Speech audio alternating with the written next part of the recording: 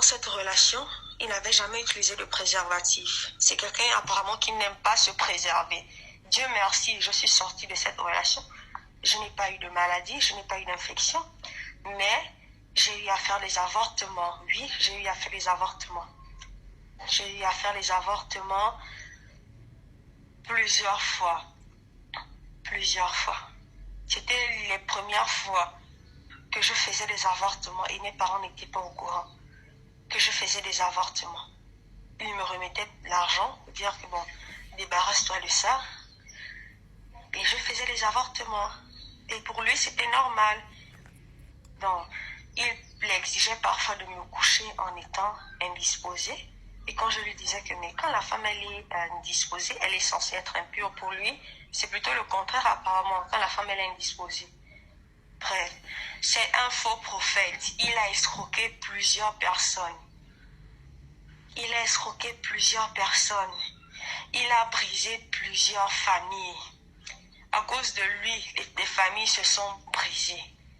À cause de lui. Il n'a pas été visité par Dieu. Ses enseignements, il les tire de la morgue. Parce qu'il est membre de la morgue. Ses enseignements, il les prend là-bas et il vient nous dire que Dieu nous a visités, voilà et tout. Mais c'est un faux prophète. C'est un faux prophète, vu que jusqu'à maintenant, comme je disais dans ma première note, il continue à faire son désordre, il continue à coucher les jeunes filles. Et dans tout ça, monsieur ne se préserve pas. Donc, c'est pour dire aux gens de faire attention aux prophètes. Les faux prophètes existent. Lui, Luc Sylvain Bouman est un faux prophète. C'est un faux prophète. Il se sert de la parole de Dieu pour piéger des personnes. Parce que quand tu vas dans son église avec un problème, peu importe, tu te dis au début que j'ai trouvé la solution. Et au fur et à mesure, tu te rends compte que, mais non, je suis dans quoi et il est trop tard. Quand il a fini de briser, il a fini de te briser.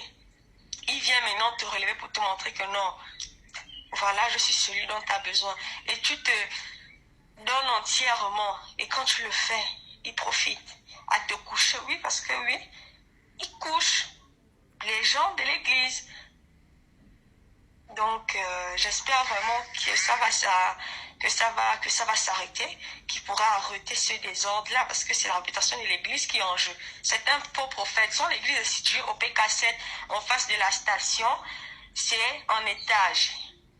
Donc, pour dire aussi aux parents d'être un peu plus regardants. Parce que la plupart, que ce soit les jeunes filles ou des jeunes gens, subissent des choses atroces dans des églises. Subissent vraiment des choses horribles dans les églises, que ce soit avec des pasteurs, des prophètes, peu importe.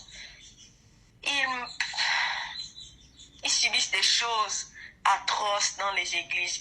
Faites attention à vos enfants, faites attention à vous. Les prédateurs sexuels existent. Oui, lui c'est un prédateur sexuel. Parce qu'il était capable de coucher le matin, dès en après-midi, c'est le soir. C'est comme ça c'était comme ça. Mais Dieu merci, nous avons pu sortir de là. Le Seigneur nous a restaurés au fur et à mesure. On s'en remet. Merci.